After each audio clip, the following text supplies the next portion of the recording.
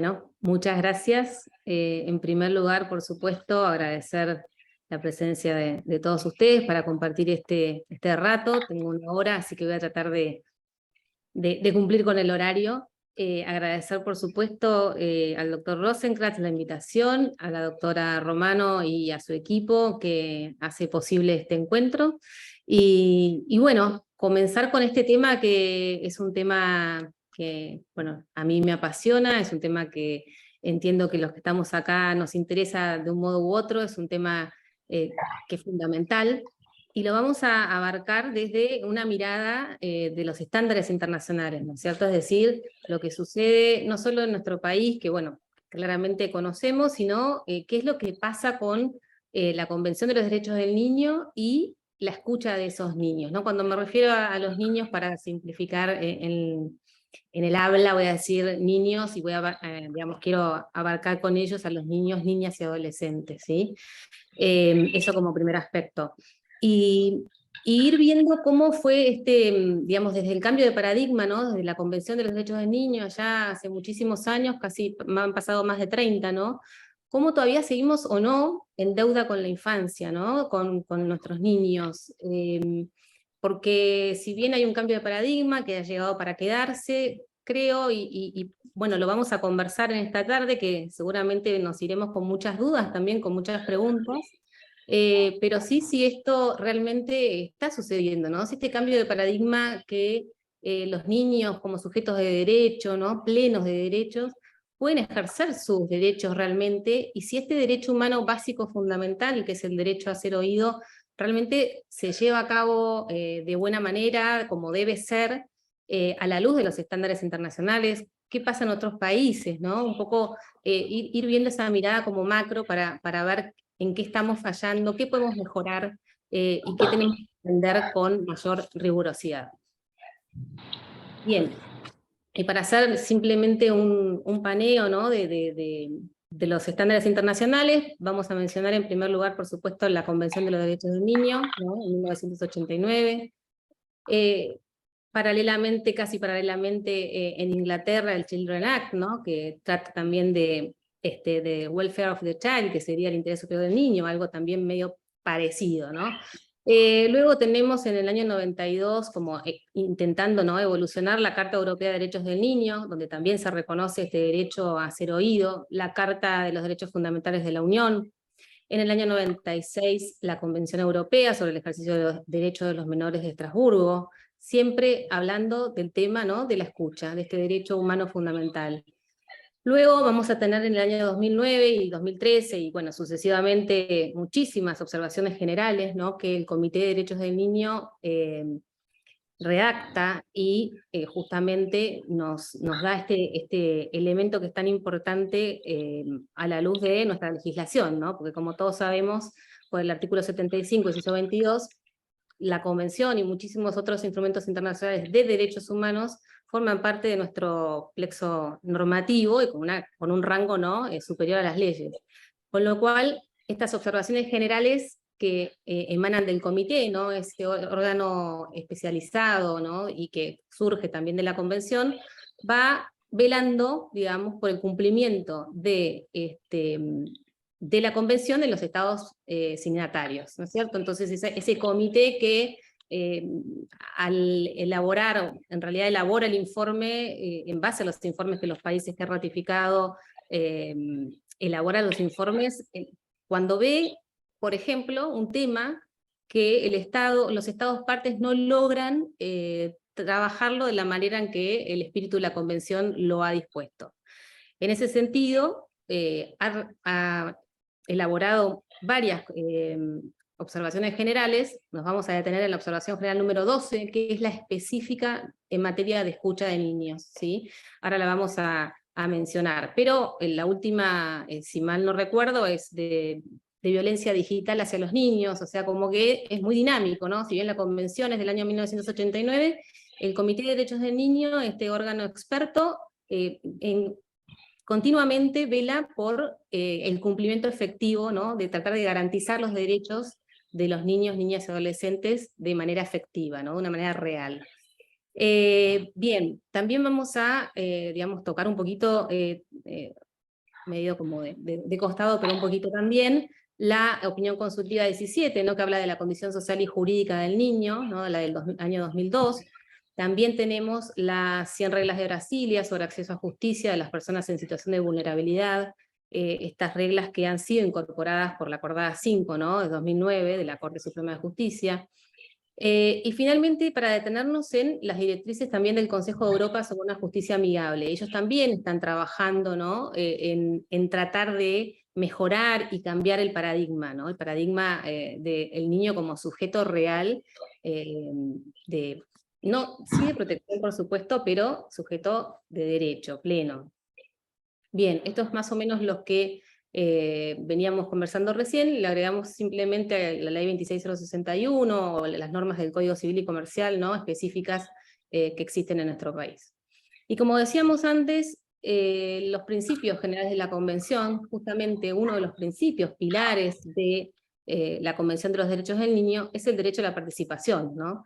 Y ese derecho a la participación, como dice el Comité de Derechos del Niño, hay que digamos, interpretarlo con el interés superior del niño. O sea que hay principios y artículos del código, de la Convención que tienen que interpretarse de manera armónica, ¿no es cierto? O sea, si hablamos del derecho a la participación, vamos a ver en ese caso concreto, como siempre, ¿no? En cada caso concreto, vamos a evaluar en el interés superior del niño, vamos a evaluar la manera de escucharlo, dónde escucharlo, cómo escucharlo, si ese niño se lo va a escuchar en un hogar, se lo va a escuchar en el hospital donde esté, si se lo va a escuchar, no sé, en la Defensoría de Menores, si se lo va a escuchar en el juzgado, en una plaza, en el ambiente donde ese niño se sienta seguro y inspire confianza.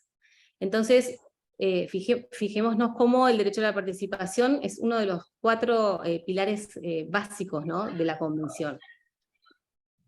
Bien, este es el conocido artículo 12, que simplemente le voy a dar lectura para poder ir desmenuzando, y si quieren entre todos, lo importante de este derecho humano fundamental que tienen los niños, niñas y adolescentes. Bien, el artículo 12 dispone: los Estados partes garantizarán al niño que esté en condiciones de formarse un juicio propio el derecho de expresar su opinión libremente en todos los asuntos que afectan al niño, teniéndose debidamente en cuenta las opiniones del niño en función de la edad y madurez. Con tal fin se dará en particular al niño oportunidad de ser escuchado en todo procedimiento judicial o administrativo que afecte al niño, ya sea directamente o por medio de un representante o un órgano apropiado. De aquí se desprende algo que, si bien parecen 2 párrafos, ¿no? Que, bueno, son por todos conocidos, de aquí se desprende la observación general número 12, que también tiene el mismo número, así que es muy fácil de memorizar, ¿no? Esa observación general 12 nace como resultado de una conmemoración que se efectuó un día en Naciones Unidas, que el comité dispuso ese día, y se valió también de los informes que habían acercado los estados signatarios que han ratificado la convención, ¿no?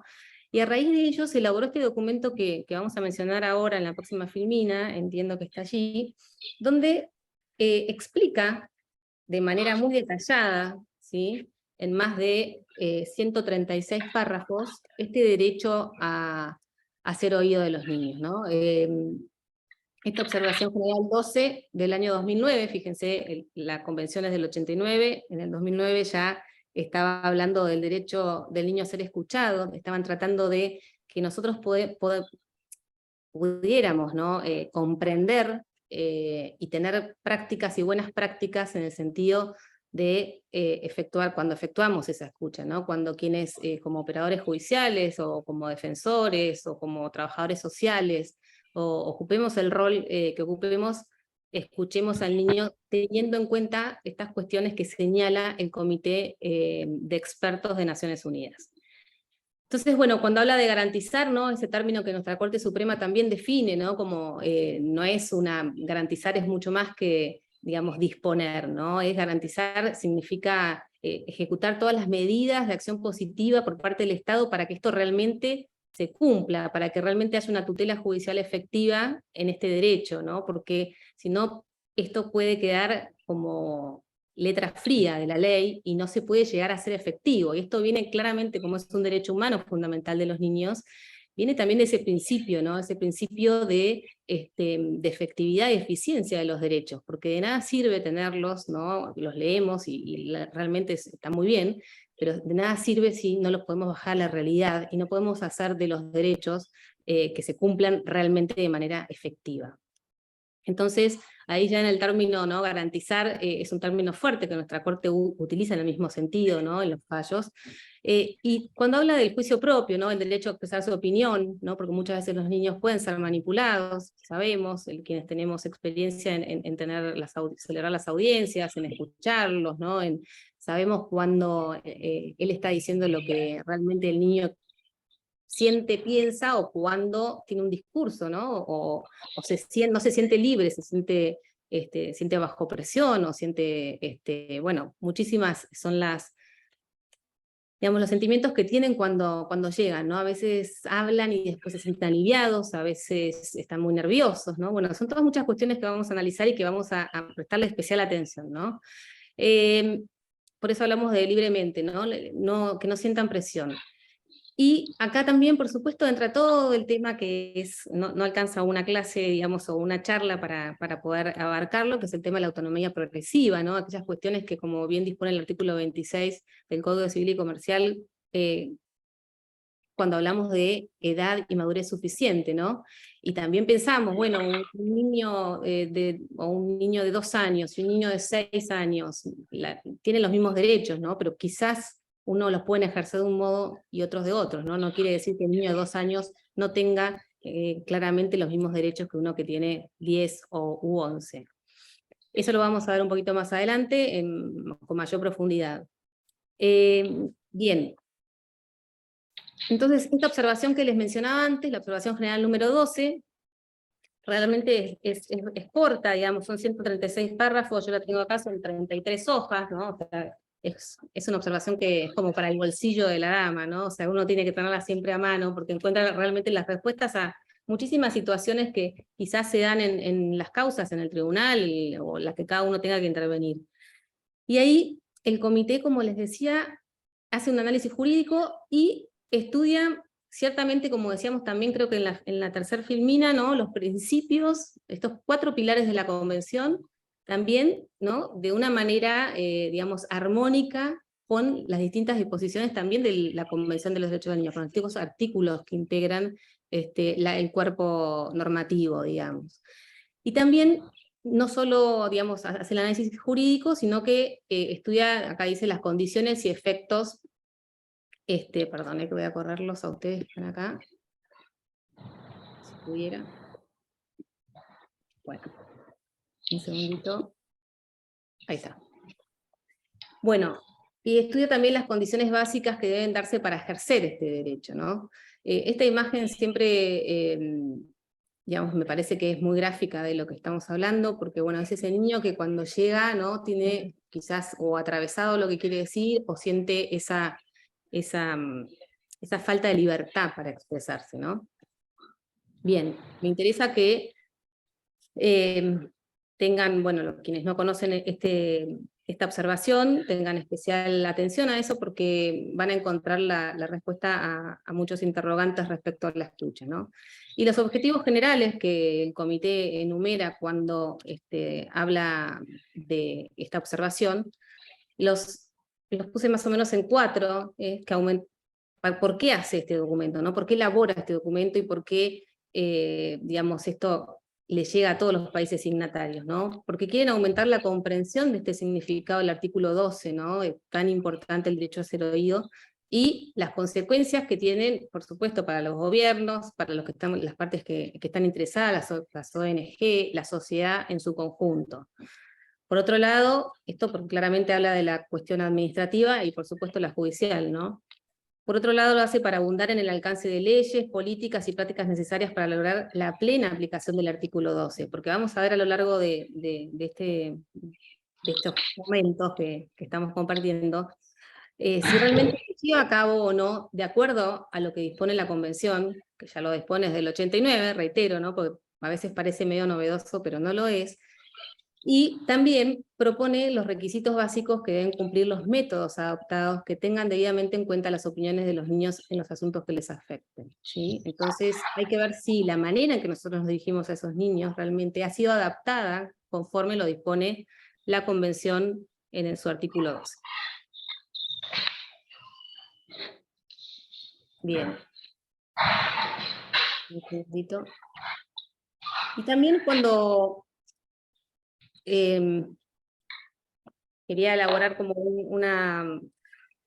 bueno, esta presentación de un modo como dinámico y algo que pudiera ser útil para todos, también pensaba, ¿no? en cuáles son los niños, esos niños, niñas, adolescentes que llegan hasta un tribunal, ¿no? Porque a veces quizás pensamos en alguna situación particular, pero la verdad es que simplemente mencioné algunas.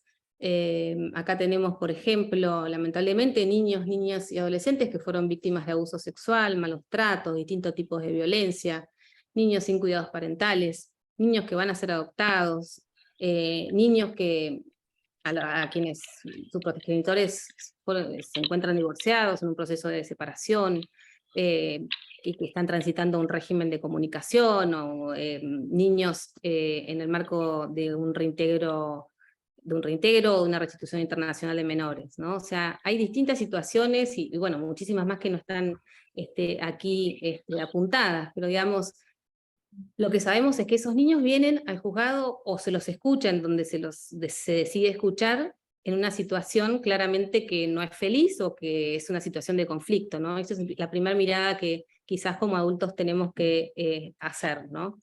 A veces parece que uno dice, bueno, muchas veces decimos cosas que son obvias, pero a veces lo que es más lógico y lo que digamos, es de sentido común, no sucede, porque a veces el sentido común es el menos común de los sentidos, y nos encontramos con niños que ingresan a una sala, que más que una sala para niños parece una sala, bueno, de adultos, y por supuesto no está pensada para ellos, no está pensada, no está la justicia adaptada a la infancia, ¿no? Digamos, ellos se tienen que adaptar a nosotros, y no somos nosotros los que preparamos el lugar para recibirlos, para escucharlos, para acogerlos, para contenerlos.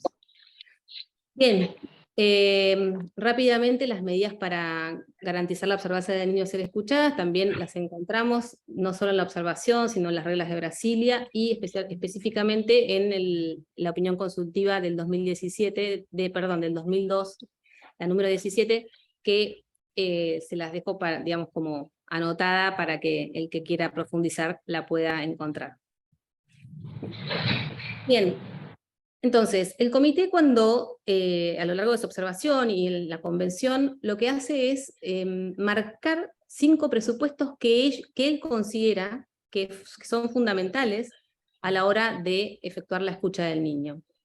Entonces, ahora vamos a adentrarnos uno por uno, pero quiero primero, digamos, que les quede, digamos, cómo el comité los estipula, para luego ver cómo los estándares internacionales, no solo Naciones Unidas, sino las directrices del Consejo de Europa sobre una justicia amigable, las 100 reglas de Brasilia, también agregan otros componentes a lo que se llama el modelo de Landi, y podemos hablar de que existen 8 totales, quizás más, menos, o incorporar un concepto dentro de otro, pero en rigor de verdad no podemos hablar, a la luz de lo que yo, digamos, he estudiado, de simplemente 5 presupuestos, porque nos estamos olvidando también de otros, ¿no? Entonces, bueno, estos son los 5 presupuestos que ustedes van a encontrar en la Observación General 12, donde habla de la preparación, ¿no? El derecho a la información previa al acto de la audiencia, ¿no? Luego habla de la audiencia y el ambiente adecuado, que también vamos a hablar de ello. Habla, por supuesto, de la evaluación de la capacidad del niño, el tema de la autonomía progresiva, de su madurez, la información sobre las consideraciones otorgadas a las opiniones de los niños, es decir, qué hacemos los operadores judiciales o quienes tenemos que tomar la decisión, alguna decisión en algo que le afecte, cómo consideramos la opinión del niño para tomar la decisión, y qué hacemos luego, ¿no? Porque uno toma la decisión, pero cómo le comunicamos esa decisión, cómo hacemos esa devolución a ese niño. Y por último refiere a las quejas, vías de recurso y desagravio, cuando ese niño no haya tenido la posibilidad no haya podido ejercer ese derecho para hablar con propiedad de ser oído y que su opinión haya sido tenida en cuenta para la decisión que el juez haya tomado. Por eso les decía que a esos 5 presupuestos, ¿sí?, de Naciones Unidas vamos digamos, a agregar el tema del lenguaje, ¿sí?, el tema de la escucha propiamente dicha, qué significa escuchar, cómo se escucha. Por otro lado, el tiempo de la duración de la audiencia, la capacitación de los operadores judiciales, tema central también, y la confidencialidad de la audiencia, como último punto. Todo esto voy a tratar de hacérselo lo más rápido posible, pero son aspectos que son esenciales y que, a la luz de los estándares internacionales, son los recomendables, ¿no? Para todo esto, para ese momento especial en que uno tiene que oír, escuchar en realidad, más que oír, a un niño. Bien, yendo al primero. ¿Qué dice el artículo 41, el apartado 41, inciso A, de la observación general? Los responsables de escuchar al niño deben asegurarse de que esté informado sobre su derecho a expresar su opinión en todos los asuntos que le afecten. El responsable de adoptar decisiones debe preparar debidamente al niño antes de que sea escuchado, explicándole dónde, cómo y cuándo se lo escuchará y quiénes serán los participantes. Y tiene que tener en cuenta lo importante de su decisión. Es decir, acá ya nos dice muchísimas, digamos, nos alerta y nos dice muchísimas cuestiones que son muy importantes, porque para realmente que haya una buena escucha, tenemos que antes informarle al niño, y acá de lo que se desprende este apartado, es quién tiene que informarle a ese niño que va a ir, digamos, ¿no?, en el caso que fuera al tribunal, ¿no? ¿Quién es la persona, el responsable? Entiendo que en este caso, en un juzgado, la responsable seré yo, como jueza de la causa. También yo sé que los defensores de menores sí lo hacen, ¿no? Le explican a ese niño a dónde van a ir, con quién van a estar, por qué tienen que ir, ¿no? En primer lugar, por supuesto, si quieren ir, porque como sabemos, este derecho humano fundamental es un derecho, no es una obligación. No se obliga a ese niño digamos, a asistir a una audiencia si es que no quiere, ¿no es cierto? Pero bueno, lo vamos a ver más adelante también. Esto es fundamental, el derecho a la información previo al acto de la audiencia. Bien, como segundo, seguimos recordando el número 2 que establece el comité, ¿no? Y dice los espacios físicos amigables, ¿no? Esto es una foto del juzgado, es una foto real, digamos, del juzgado, donde entre todos hemos puesto, son pavadas, ¿no? O sea, son juguetes, libritos, con un poquito de, claramente sin presupuesto, pero con un poquito de empatía, ¿no? Hacia los niños que vienen al tribunal. Y habla de estos espacios físicos amigables, las 100 reglas de Brasilia también hablan, ¿no?, de estos lugares que al niño le den contención, que le den seguridad. ¿Qué dice también la observación general y las directrices de Europa? Hablan también de evitar el uso innecesario de formalismos, el uso de la toga, ¿no? Porque bueno, muchos niños cuando llegaban al juzgado me decían, pero ¿y tu peluca blanca? ¿Y dónde está tu martillo? O sea, como que no, y asocian también, aunque a nosotros nos dé gracia por ahí, asocian todo el tema judicial a la delincuencia, ¿no? A lo penal, a lo malo. Entonces, bueno, fíjense cómo la observación general dice: no se puede escuchar eficazmente a un niño cuando el entorno sea intimidatorio, hostil, insensible o inadecuado para su edad. Los procedimientos tienen que ser adecuados para los niños. Debe prestarse especial atención al suministro y la transmisión de la información adaptada a los niños. La prestación de apoyo adecuado para la defensa de los intereses propios, la debida capacitación del personal, el diseño de las salas de audiencia del tribunal, la vestimenta de los jueces y abogados, y la disponibilidad de pantallas de protección visual y salas de espera separados. Bien, nosotros seguramente pensemos, o por lo menos en los tribunales de Capital Federal, claramente no tenemos estas salas de espera por separado. Lo que tenemos es sí un poco de voluntad de ponerles juegos, ¿no? Tratar de nosotros empatizar con cada uno de esos niños. Lo que fuera separado siempre en las medidas de violencia, con los adultos hacemos esperar a alguien en un piso, no sé, en el quinto, y otros esperarlo en el 10º, y que las partes no se crucen, ciertamente, porque es muy importante, más allá de la prohibición legal, ¿no? Pero bueno, el ambiente es un tema que hay que tenerlo también como muy importante, ¿no? Acá esto también es una foto de juzgado, donde lo hemos hecho, digamos, entre todos. Uno de los chicos hizo ellos pintan mientras esperan, o luego de la audiencia pintan algún dibujo, y ellos pegan su dibujo en la pared, les gusta, van haciendo un poco suyo ese espacio, el tiempo que estén, ¿no? O sea, pero bueno, es algo importante, que ellos lleguen y se sientan, o intenten, ¿no?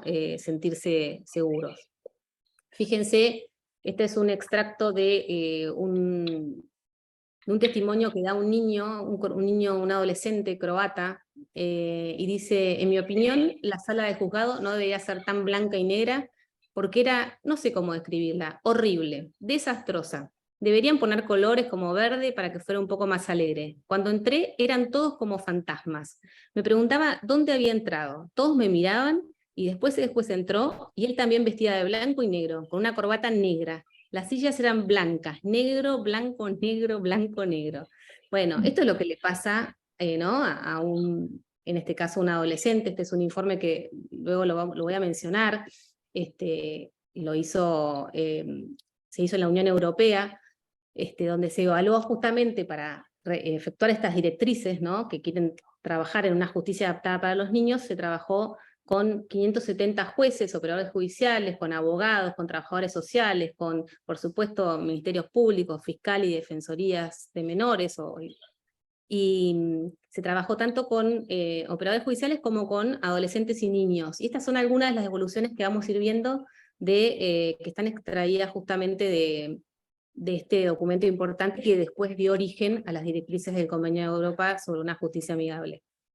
Bien, acá tienen algunos ejemplos. Esto son unas fotos de que me ha facilitado también un juez de familia brasilero. Fíjese en México, fíjese en la Cámara Gesell de Chile, o la de Canadá. Bueno, no sé si todas cumplen con los estándares, ¿no?, internacionales, pero bueno, digamos, uno piensa que siempre lo que tenemos nosotros, o quizás a veces pensamos mal que todo es lo peor, y no es así, ¿no? O sea, fíjense cómo en algunas salas hay colores, en algunas salas hay juguetes, pero en otras ¿no? Y son salas, no sé, ahí veo Canadá. Canadá tiene muy buenas prácticas en materia de comunicación, pero si vemos la sala de audiencias, ¿no?, a modo de simplemente ilustrativo, no de crítica, sino de mirar, esa sala no sería muy amigable, ¿no? Bien, entonces, como les decía antes, nosotros tendríamos, o por lo menos tratar de tener esta perspectiva de niñez, ¿no? Tener la mirada de ellos.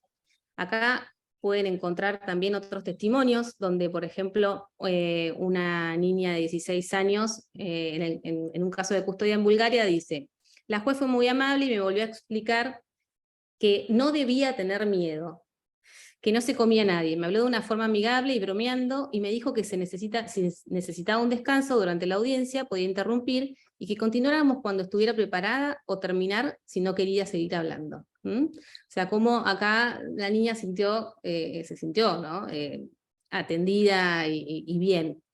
Fíjense esta francesa, también de 17 años. Me di cuenta que a medida que crecía se conseguía un poco más de importancia a mis opciones. Y es algo que lamento, ya que las elecciones son igual de importantes a los 5, a los 10 y a los 15.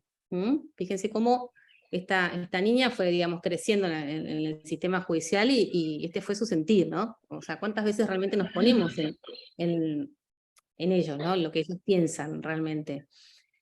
Fíjense este último de 17 años, rumano, en el caso de medidas de protección institucional. El adolescente dice: había 3 personas y solo me hicieron una pregunta. ¿Te gusta estar allí, o sea, en el centro en el que estás ahora? Y yo contesté: sí, estoy bien ahora, estoy bien. Pero nadie me preguntó si me gustaría que alguien me adoptara o me trasladara a algún sitio distinto. No me gustó porque solo me hicieron una pregunta. Una sola pregunta y listo. Estuve allí 2 minutos y ya. Lo que sé es que un niño tiene que estar allí más de 2 minutos, ¿no?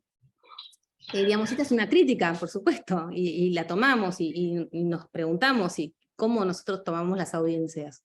Si estamos capacitados para hacer las preguntas que hay que hacer, o para nosotros es un acto formal carente de contenido, frío, ¿no? Y ya, hacemos una pregunta y que pase el que sigue. No, claramente no es esa la manera, ¿no? Pero bueno, quiero que tengan como esta visión de lo que sucede en todo el mundo o en alguna cierta parte del mundo. Este modelo es específicamente para atender Barnahus, algo así se pronuncia, que es para atender a los niños víctimas de abuso sexual, ¿no? Y fíjense claramente, esto sí está adaptado, ¿no? Por supuesto, estas casas nacieron, como dice acá, en Estados Unidos en los 80 y llegaron a Europa en el 98 con la primera casa en Islandia, ¿sí? Este modelo lo que plantea es que todos los profesionales van a este lugar, ¿no es cierto? Están, digamos, en los temas de abuso sexual, ¿no? Trabajadores sociales, psicólogos, médicos, jueces, y los niños se desplazan en un entorno amigable, ¿sí? Esto sería algo que, bueno, ¿no? Y dice, se trata de casas situadas en zonas residenciales, alejadas de comisarías, hospitales o dependencias judiciales con dirección reservada. O sea, es digamos, como modelo, me pareció interesante compartirlo. Pero bueno, volviendo a los presupuestos de la escucha, veamos el lenguaje, que es el segundo que habíamos anotado, ¿sí? La observación general número 2, en su apartado 34, también nos dice, ¿no? Los medios que se empleen para este propósito de escucha deben estar adaptados al nivel de comprensión y habilidades de comunicación del niño o de la niña, tomando en consideración las circunstancias del caso. Niños y niñas deben ser consultados sobre el modo que les gustaría ser escuchados, ¿no? Las directrices hacen esta observación aguda, ¿no? Porque no sé si siempre se les pregunta al niño dónde lo quieren. Primero, si se lo invita, ¿no? A quejarse del derecho. Y luego, si realmente le preguntamos dónde quiere que sea escuchado, ¿quiere que sea escuchado en el hogar? ¿Quiere ser escuchado en el juzgado? Hay muchos niños que les gusta venir al juzgado, ¿sí? Hay otros que no. Entonces, bueno, creo que es algo bueno, ¿no? Digamos, de ir apuntando, hilando más finito. Por otro lado, las reglas de Brasilia también refieren al lenguaje sencillo en la comunicación. Y claramente, si tenemos que entendernos o intentar hacernos entender, el lenguaje es algo fundamental. ¿Cómo se expresan los niños? Estos son dos dibujos que los saqué del diario El País. Estos dos niños habían sido víctimas de violencia. Sí, una violencia era abuso sexual y el otro era maltrato. Y fíjense que si se expresan, ¿no? O sea, en esas imágenes, uno no tiene que ser, por lo menos yo no soy licenciada en psicología, ni mucho menos, pero bueno, hay algo, están diciendo estos dibujos, y claramente uno tiene la interdisciplina que es fundamental, ¿no? O sea, a la hora de tomar decisiones y por supuesto escuchar a los niños. Y el otro es un cuento que se llama La cuchara asesina. Ese cuento me lo trajo un niño que él vengaba la muerte de su padre. Los 4 hermanos habían sido fruto de una relación incestuosa del padre con la hija. Era uno de los casos, bueno, hay muchos casos que son graves, la mayoría lamentablemente, pero este niño había logrado poner en ese cuento la historia de su vida. Y cuando llegó el día de la audiencia me trajo el cuento, y cuando leí el cuento era un cuento de terror, por supuesto, ¿no? Pero él había plasmado en el cuento la historia de su vida, ¿no? La cuchara asesina. Bueno, por eso no me lo olvido y siempre lo tengo ahí presente, ¿no? Cómo ellos encuentran la mejor manera que cada uno tiene, porque somos todos diferentes. Y este niño encontró uno de los modos de manifestarse. Fíjense, esta otra es una niñita que estábamos en una convocatoria pública y nos costaba bastante encontrar una familia para ella. Ella tenía varios hermanos también que ya eran grandes y por supuesto tenía que mantener el vínculo, ¿no? con ellos. Entonces me escribió una carta, y fíjense que dice: querida jueza, ¿cómo va el proceso de mi familia nueva? Quiero que sepa que tengo muchas ganas de tener una familia. Yo te doy un beso, el nombre, un sticker ahí, ¿no? Una calcomanía, y antes me había puesto te quiero mucho del otro lado, ¿no? Entonces nosotros contestamos esa carta, por supuesto, ¿no? Querida fulanita, qué alegría recibir tu carta. Queremos que sepas que estamos trabajando mucho con tu defensor Atilio, con Sami, para encontrar la familia más linda para vos. Me encantaron los stickers y los sellitos que me pusiste en la carta. Son re lindos, espero que te gusten los míos, te dejo un beso, te quiere mucho Agustín. ¿Sí? Ellos necesitan, con estas pequeñas pequeñas y no tan pequeñas, ¿no? Que logran hacer, logran expresarse de un modo, logran bajar su ansiedad, esto lo había hecho con su terapeuta, ellos se acercan, ¿no?, al juzgado, tienen distintas maneras, ¿no? Y hablando de los modos y las maneras, fíjense, estas son las formas no verbales de comunicación, ¿no? Que en el apartado 21, la observación general las menciona, ¿sí? Entonces, dice que la plena aplicación del artículo 12 exige el reconocimiento y el respeto de las formas no verbales de comunicación, es decir, el juego, la expresión corporal, facial, el dibujo, la pintura. Por eso lo que hace el comité es recomendar que no se limite en cuanto a la edad el derecho a ser oído, esa escucha, ¿no? Y en formas verbales, digamos, en estas formas no verbales de comunicación, si bien no están expresadas, ¿no?, en la letra de nuestra ley, nuestro código o en la convención, sí en la recomendación, pero no en el artículo 12 como lo vimos recién, España sí lo recepta en su derecho interno y específicamente en el código, ellos en la ley de enjuiciamiento hablan específicamente de estas formas no verbales de comunicación, ¿sí? Bien, fíjense, algo que comunica, ¿no? Esta es una imagen que me gusta a veces mostrar. Yo la levanté una vez de Twitter, dice, con mucho cuidado, en Irak una niña hizo un dibujo de su madre en el suelo de un orfanato, ¿sí? Con la tiza, agarró la tiza, hizo el dibujo. Dice, con mucho cuidado, se quitó los zapatos, se acostó en el pecho del dibujo de su madre y se quedó dormida. Y este periodista dice, no sé cómo utilizar el lenguaje humano para interpretar una imagen de tal magnitud como esta. ¿Sí? Bien, yendo al tercero, porque si no, no vamos a terminar, y rápidamente, el tercero es la escucha propiamente dicha, ¿no? Dice, oír es un fenómeno biológico, por supuesto, escuchar es oír más interpretar, y escuchar es la capacidad de captar, atender e interpretar los mensajes verbales y otras expresiones como el lenguaje corporal y el tono de voz. ¿Sí? Esto es muy importante, todo lo que uno va en una audiencia viendo, advirtiendo, tenemos que estar atentos, ¿no?, a todos este tipo de lenguaje, ¿no? Porque a veces uno quiere decir sí, y en realidad, o quiere decir no, perdón, y en realidad en el fondo está queriendo decir otra cosa. Entonces tenemos que aprender a interpretar y a escuchar, ¿no?, a una escucha activa, que ahora vamos a ver. Hay un libro muy bueno, que acá lo tengo citado para que quiera leer, se llama Ontología del lenguaje, y hay específicamente uno de esos libros de este autor que habla específicamente del tema de la escucha. Y la verdad es que es algo, digamos, donde uno puede aprender, el que quiere interiorizarse de este tema, es algo que no estamos acostumbrados, ¿no?, a escuchar, sino quizás a tratar de contestar o refutar lo que uno está diciendo, ¿no? Realmente a veces no escuchamos, simplemente oímos, ¿no?, como podemos oír una sirena o un ruido. Este es un tema importante, es un tema que sería bueno siempre estudiarlo con profundidad, ¿no?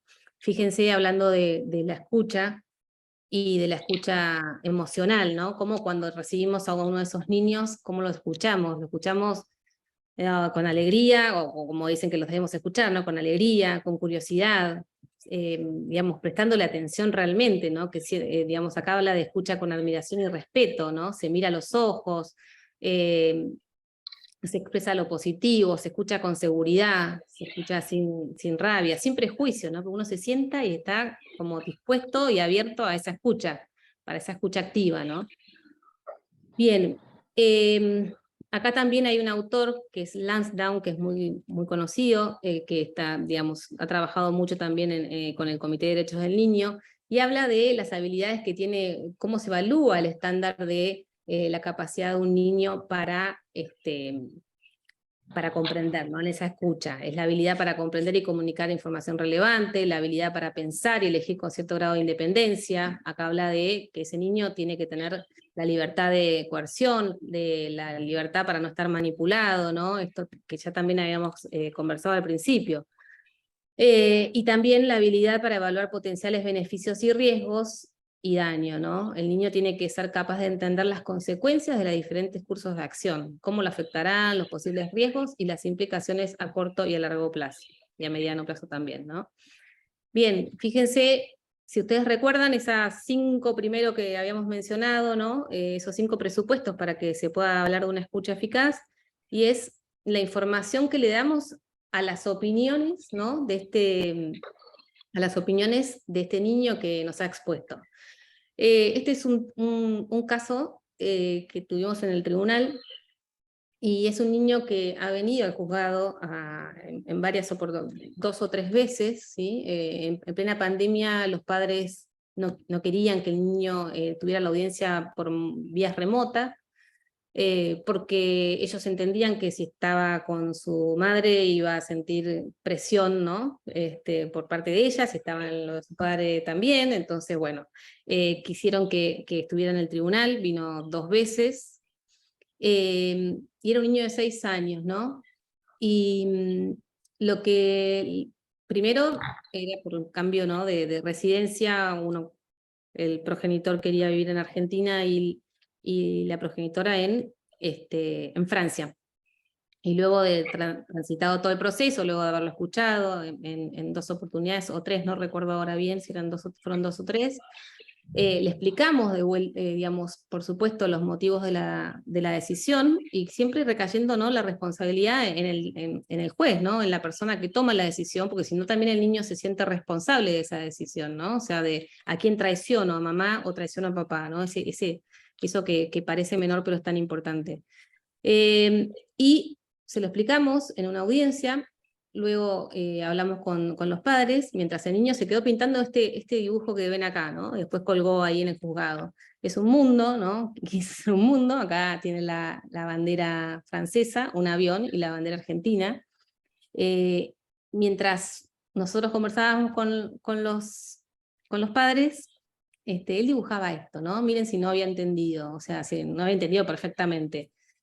Y aparte de ello, en un considerando específico de la sentencia, ¿no? La sentencia formal, digamos, ahí le pusimos, querido M, como te dijimos en la audiencia que tuvimos cuando viniste al juzgado, con tu defensora Verónica y la trabajadora social Samantha, después de escucharte atentamente, tengo que decidir si vas a vivir en Argentina o en Francia.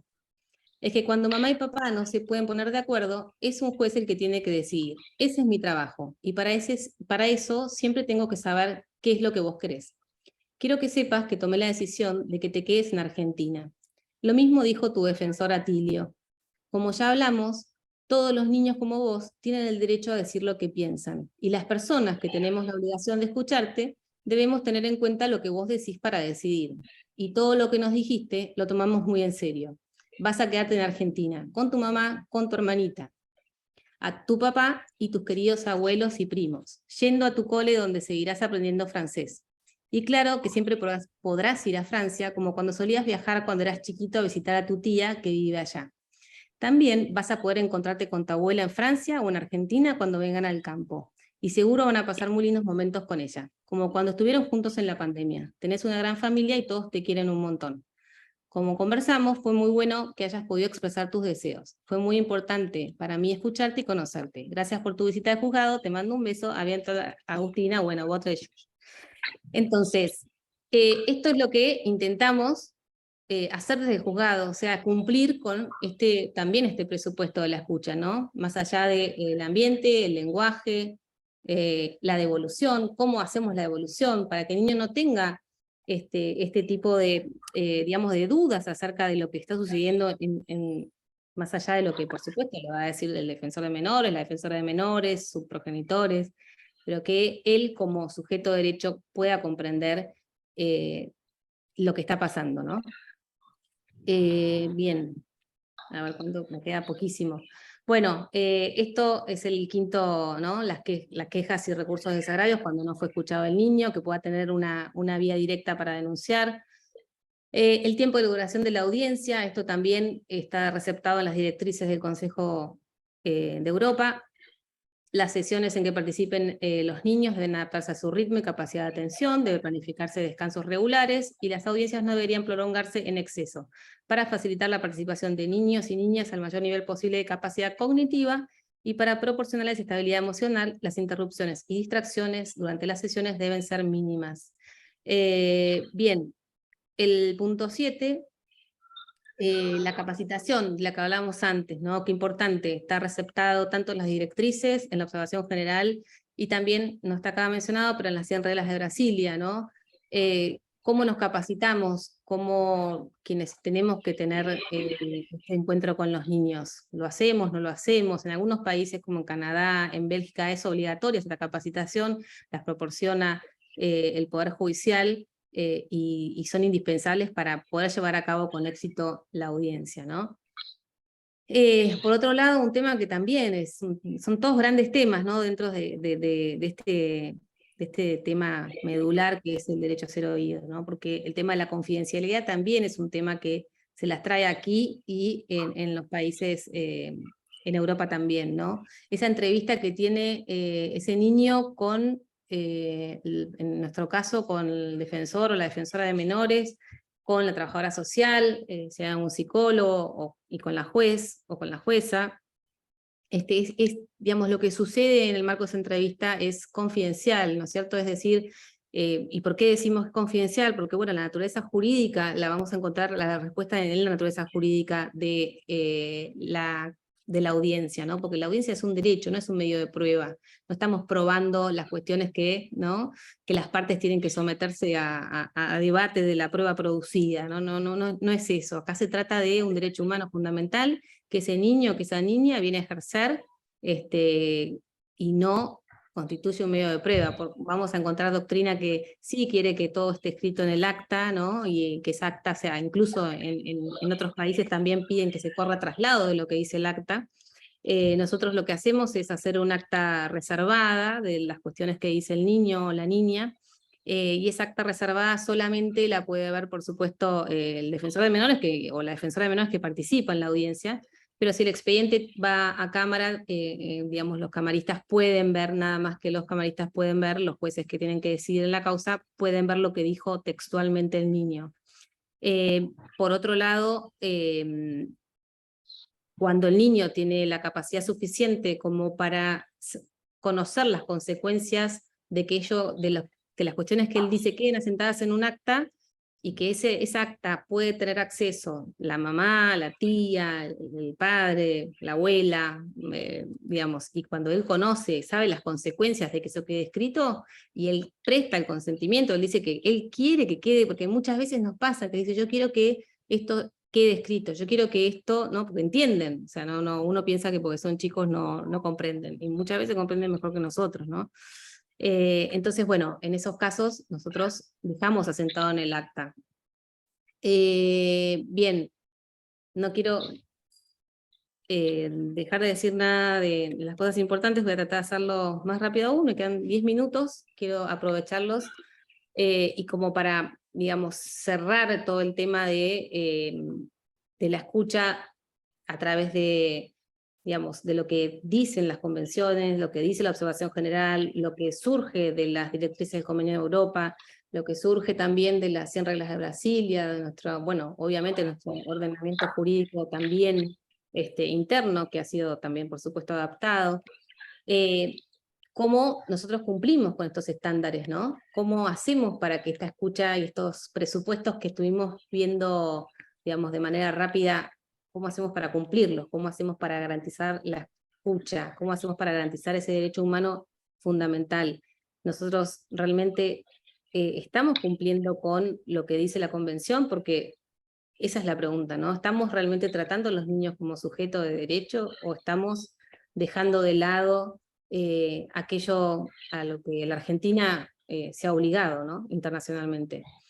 Bien, entonces lo resumo en esto, o sea, lo resumo como, si ustedes ven aquí la información primero, nosotros ahora les voy a mostrar lo que hacemos cuando invitamos a un niño al tribunal.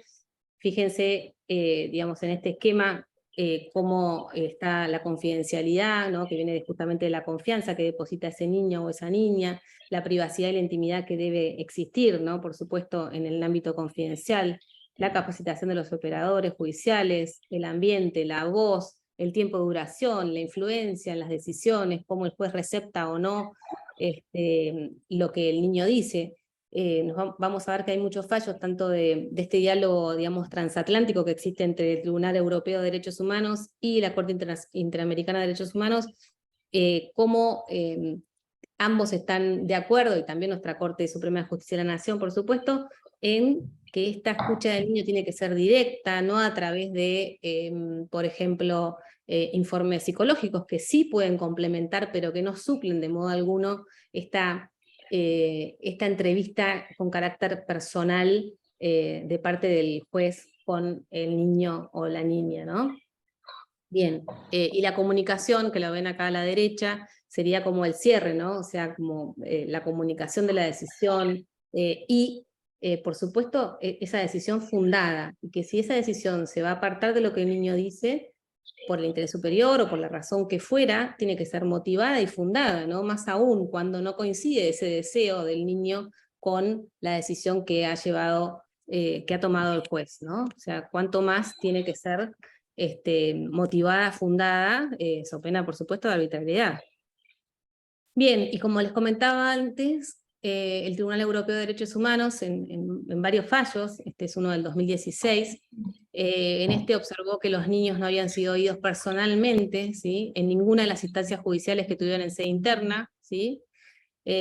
Acá es un tema también en un régimen de comunicación, dice, si bien contaban con informes profesionales sobre la recuperación del progenitor, que era adicto y tenía algún tema también de psiquiátrico, como las condiciones en las que vivían, las conclusiones de los tribunales locales resultaban sesgadas ante la falta de escucha directa. Es decir, el Tribunal Europeo resalta la importancia de esa escucha directa por parte del juez.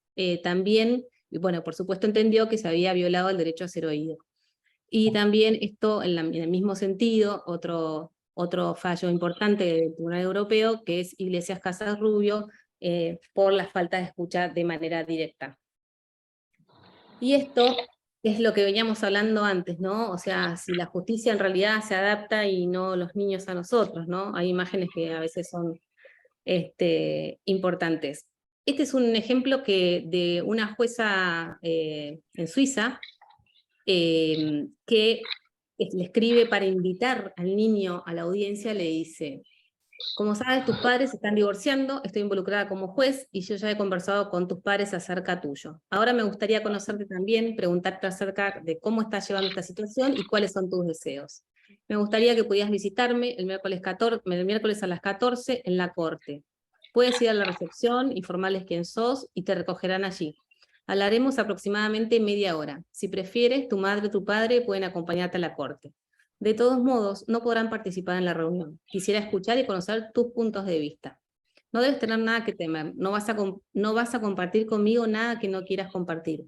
Por favor, llámame si no pudieras asistir el miércoles o si tienes alguna pregunta. Mi número de teléfono es, con afecto, la juez.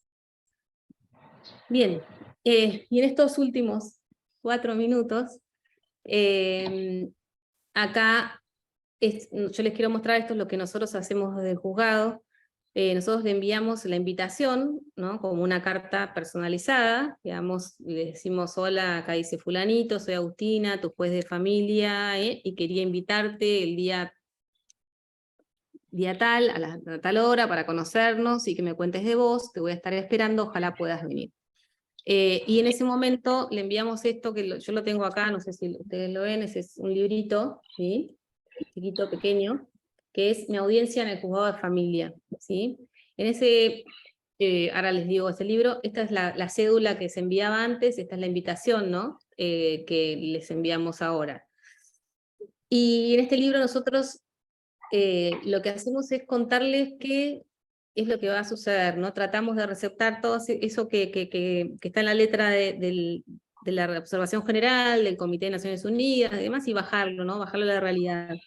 Entonces, cuando un niño recibe, fíjense cuando ahí hay un niñito recibiendo, dice: recibiste una carta.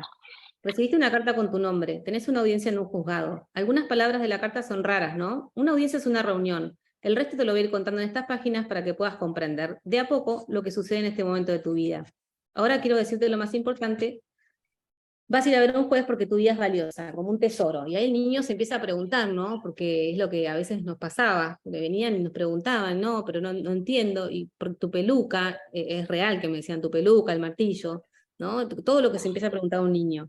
En este momento aparecen un montón de preguntas volando por tu cabeza. ¿Qué es un juzgado? ¿El juez de familia usa peluca blanca de martillo? ¿Quiénes estarán ahí? ¿Por qué tengo que ir? ¿Me van a dejar solo? Está bien que te preguntes, a todos nos gusta saber a dónde vamos y con quién nos vamos a encontrar. Estas son, ¿no? Y ahí le describimos cómo es un juzgado, es una oficina, que bla, qué es un juzgado, ¿no? Todas palabras que para nosotros son muy, bueno, que no necesitan ningún tipo de explicación, ¿no? Pero para un niño que no tiene idea de lo que es un juzgado, necesitamos hacerles una explicación. Y ahí vamos despejando las incertidumbres, ¿no? Acá el defensor de menores, que en este caso, obviamente puede ser la defensora de menores, pero en el tribunal estamos con un defensor de menores, con lo cual ahí lo que hacemos es comentarle quién es el defensor de menores, cuál es su, digamos, su rol fundamental, la trabajadora social, ¿no? Que es la persona que va al encuentro de él, por eso él dice, me está esperando, ¿no? O sea, la trabajadora social, dice, es la persona que te va a recibir cuando llegues al juzgado. Puedes hacerle 1.000.000 de preguntas y pedirle lo que necesites. Te acompañará a la oficina de la juez y te ayudará a contar lo que vos quieras decir. De cada uno, ¿no? Digamos, hay una breve descripción y bueno, algo como muy elemental. Saber escuchar las distintas formas de hablar de un niño, esto es lo que conversábamos antes, cómo nos preparamos para hacer esa escucha, ¿no? Sin esto de la escucha emocional activa, ¿no? Y acá le explicamos quién es juez, la juez, ¿no? Y el rol sí, el papel principal que tiene que hacer. Y el momento del encuentro, esto es para que los niños no tratar de despejarles esas incertidumbres hacia dónde van a ir, cómo va a ser el lugar, qué hay, qué no hay, bueno, despejando, sacando el fantasma, es así, son 3 sillas, hay una alfombra y bueno, y hay juguetes en la entrada, digamos, ¿no? Entonces así se va a desarrollar. Otra cuestión muy particular es la firma. Cuando les decimos que tienen que firmar un acta, los niños enseguida, no, pero yo no tengo firma, yo no sé, pero y ya se ponen nerviosos.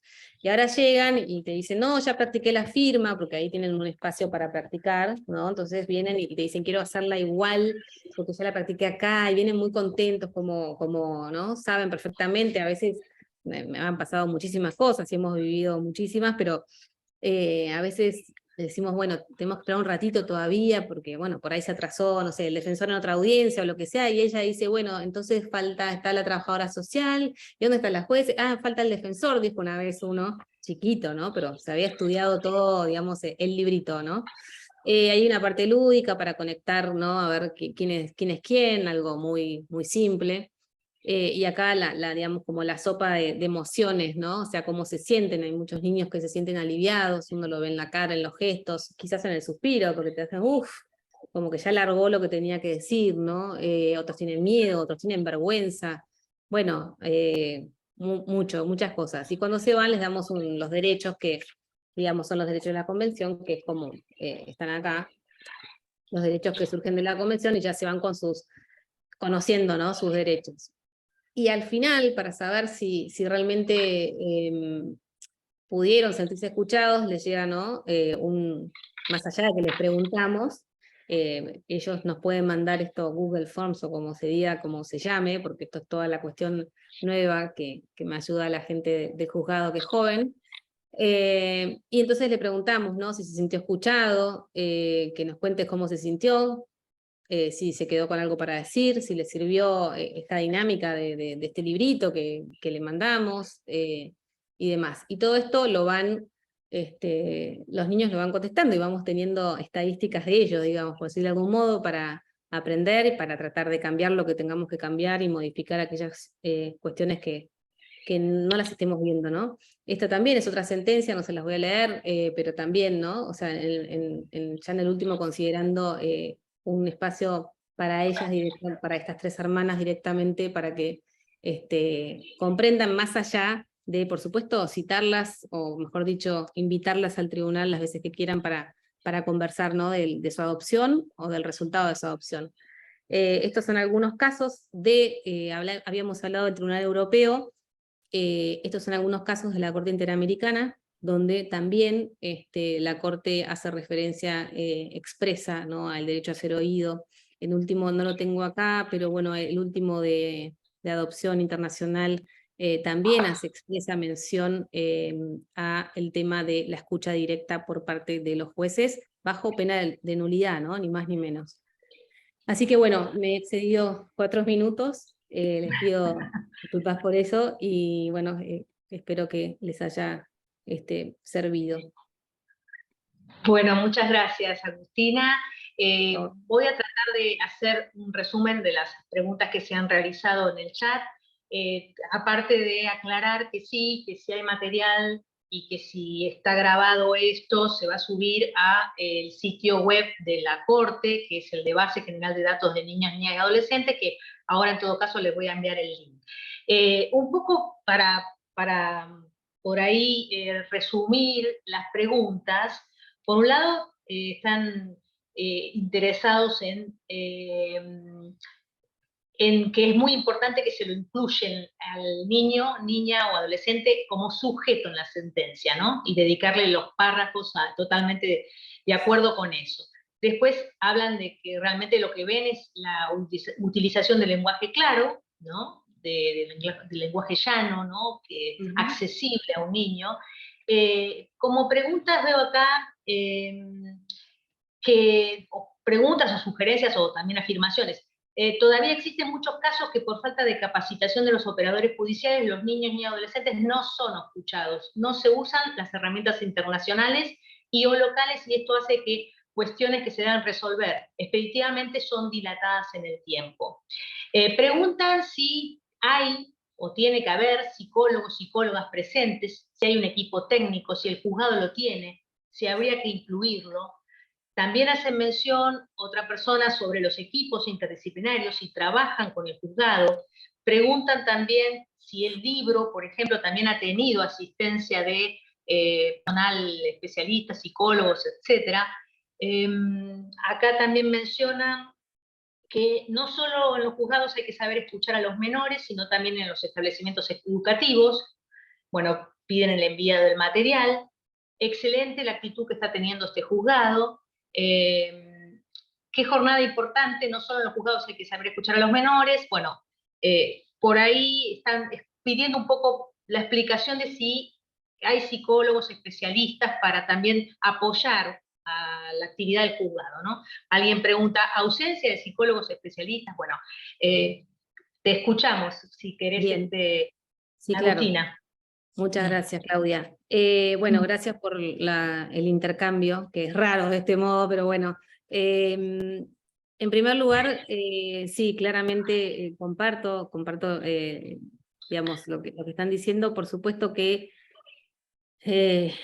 acá, cuando hablan de capacitación y que se dilata en el tiempo la escucha, esto es terrible, porque bueno, uno no puede, digamos, hacer esperar ¿no? a los niños y en las cuestiones que son tan importantes como las que ellos tengan para decirnos, ¿no? Y somos nosotros quienes debemos levantar su voz, los defensores de menores, las defensoras de menores, los jueces, las juezas, los psicólogos, psicólogas, trabajadores sociales, somos todos responsables, ¿no? La sociedad toda, y como bien decían en los establecimientos educativos, escucharlos en todos los ámbitos en donde los niños se desempeñan, ¿no? España va a la vanguardia con una ley contra la violencia hacia los niños, y lo que hace es abarcar realmente a todos los lugares donde los niños se encuentren. Entonces a ese niño uno lo va a escuchar, digamos, aunque no esté en el sistema judicial, lo va a escuchar a través del lugar donde hace deporte. Entonces ese niño va a llegar hasta la defensoría o va a llegar hasta el Poder Judicial, ¿no? Es importante, muy importante, escuchar a los niños en todos los espacios en donde ellos se desarrollen, ¿no? Ya sea como si del lado de la vía administrativa o, por supuesto, desde el Poder Judicial. En cuanto a los equipos técnicos, nosotros no teníamos equipos técnicos hasta 2021, que en realidad comenzó a funcionar un cuarto de equipo técnico, un cuerpo como un cuerpo médico forense, pero un cuerpo especializado, que se tiene que completar ahora, se tiene que completar en este año y en el transcurso del año que viene, que está compuesto por un psiquiatra, un psicólogo y un trabajador social. Nosotros no teníamos hasta el año pasado, hasta este año que comenzó a funcionar, no teníamos equipo técnico. Sé que en muchas provincias sí tienen equipo técnico, por lo cual en las audiencias en Capital Federal estaban los defensores o defensoras de menores y los trabajadores sociales. Claramente que sea un psicólogo es fundamental, tener esa mirada, más allá de la capacitación que cualquiera pueda hacer, cierto es que la interdisciplina, como lo mencioné antes, es fundamental. Y la mirada de un psicólogo, la mirada del trabajador social, la mirada de cada uno, ¿no? Es muy importante. En cuanto a si esto fue visto, el librito, por bueno, por psicólogos no, la verdad es que es todo a pulmón, por supuesto, es hecho a pulmón por, no, digamos, por el equipo del juzgado, por gente que quiso dibujarlo y gente que ayudó en lo técnico, digamos, y nosotros también en la parte que creíamos que correspondía como jurídica y de didáctica y lúdica, y son ideas, ¿no? Y de tratar de hacer algo antes que nada, ¿no? Mejor, o sea, antes que no tener nada y que ver, digamos, cómo poder cumplir con lo que exige la convención, ¿no? Entonces, esto fue hecho con buena voluntad, eso es lo único que puedo decir, no tuve la mirada de un psicólogo o psicóloga. Pregunta si, Agustina, si el librito se envía en todos los casos, que se llama audiencia a los niños. Sí, Previamente se envía. sí, sí, claramente no es un libro para adolescentes, ¿no? O sea, es para niños pequeños, ¿no? Pero claramente hay que hacer uno, o tendría que hacer la versión para adolescentes, que obviamente va a ser distinto, o lo que fuera, pero bueno, no llegué a eso, pero quizás con un adolescente es distinta la forma también de comunicarse, ¿no? Es un niño o una niña que ya comprende de una manera, digamos, en que uno le pueda explicar, tanto el defensor, la defensora de menores, o el juez, la jueza, es diferente, ¿no? La manera en que uno se comunica. Obviamente, a un chico de 15 años le llega esto y te lo tira por la Sí. cabeza, ¿no? En cambio, los niños, los más pequeños, llegan como muy contentos con su librito, y cuando lo mandábamos vía mail en pandemia o lo que fuera, lo imprimían, o a veces nos decían, ay, esto, o por supuesto críticas, porque todo esto es para construir. Claro, claramente que se puede perfeccionar, que todo se puede perfeccionar, es susceptible de ser mejorado y muchísimo más, pero bueno, fue lo primero que salió, como lo primero que se me ocurrió para poder sortear esta primera dificultad del derecho a la información, ¿no? Sí, consultan también, Agustina, si se podrá compartir ese librito, ¿no? Acá hay una persona del Poder Judicial que pregunta si hay posibilidades de obtenerlo, si se puede compartir. También acá están consultando, bueno, por el material, me imagino que también hablarán del PowerPoint, si lo se puede compartir. Acá hacen una pregunta específicamente de procesos de restitución. Ese derecho a la escucha y opinión de los niños, ¿cómo se puede efectivizar? Bien. Bueno, por un lado sí, por supuesto que es para compartir. Yo tengo algunos acá, ahora estoy en un consejo, lo tengo acá en la localidad, tengo algunos. El juzgado está subrogando otro juez, así que los pueden retirar por acá por la vocalía. También los tengo en formato digital, hay una cuenta de Instagram que lo pueden, el que quiere lo puede tener de ahí. Eso en cuanto al librito. Después, la pregunta era en las restituciones internacionales. Bueno, justamente tengo acá una restitución también del tribunal, donde este niño, bueno, fue escuchado 2 veces, y justamente, en realidad, bueno, había un peligro grave de que el niño volviera al país de origen, porque bueno, esto surgía era un caso de una resolución internacional donde la progenitora vivía en un refugio, había sufrido el niño maltrato, hechos de violencia, el niño tenía mucho miedo de volver allí. Bueno, todo esto está obviamente debidamente documentado, digamos, informado por los psicólogos y por el equipo que intervino en ese caso. Y justamente lo tengo marcado acá, parece que lo tuviera preparado, pero acá obra un párrafo donde dice que a pedido del niño el deseo de quedarse residiendo en Argentina fue plasmado en el acta, ¿no? Ese es uno de los casos de los que yo les hablaba antes, cuando ese niño digamos, comprende el alcance de la decisión de volcar en el acta lo que él quiere, lo que él desea. Esto fue justamente lo que tomó la Cámara cuando confirmó la sentencia el año pasado, creo que fue, en enero de 2022, perdón. La Cámara confirmó esta sentencia y se fundó justamente en esta escucha de este niño en 3 oportunidades, ¿no? O sea, la hemos escuchado por medios telemáticos, y después lo habíamos escuchado en el tribunal, y por la propia decisión de ese niño, asentada ese deseo en el acta. Y obviamente todo esto no es solamente el deseo y el interés superior de ese niño, sino todo lo que rodeaba el caso, ¿no? No es porque el niño dice me quiero quedar aquí, no se queda, ¿no? Más aún en una restitución internacional. Pero justamente tengo ese fallo digamos, con las siglas, así que si lo quiere, si me deja un mail o me hace llegar un mail, yo se lo envío como... Bueno, gracias, Agustina. Escojo otras dos para que no se nos haga muy tarde. Sobre el contenido reservado del acta de entrevista, los afectados por la resolución, padres, abuelos, consejo de derecho, etc., ¿no le han cuestionado esa práctica por limitar su derecho de defensa al momento de fundar una apelación? ¿Cómo hacen la crítica concreta y razonada a una sentencia que hace mérito de un documento al que no tienen acceso?